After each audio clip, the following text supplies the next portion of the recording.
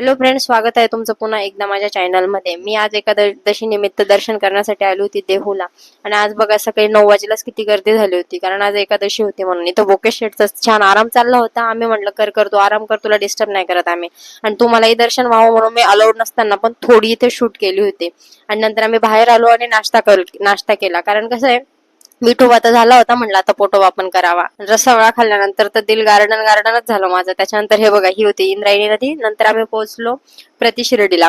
प्रतिशिर्डीला पोहोचल्यानंतर दर्शन घ्यायच्या अगोदर म्हणलं व्ह्यूचं थोडं शूट करावा. इतकं सुंदर वाटत होतं ना इथे, एकदम शांत निवांत वाटत होतं. दर्शन घेऊन आम्ही बाहेर आलो आणि इथे पण शनिदेवाचं मंदिर वगैरे होतं, तिथे पण आम्ही दर्शन घेतलं आणि त्यानंतर निघालो. तिथून निघाल्यानंतर टोल नाक्यावर थोडासा इश्यू झाला. आमचा फास्टॅगचा प्रॉब्लेम होता म्हणून आमचा इथे थोडा वेळ वाया गेला. त्याच्यानंतर आम्ही लागलो मुंबई हायवेला. आणि मुंबई हायवेला आम्ही आता कुठे जातोय हे तुम्हाला समजेल पुढच्या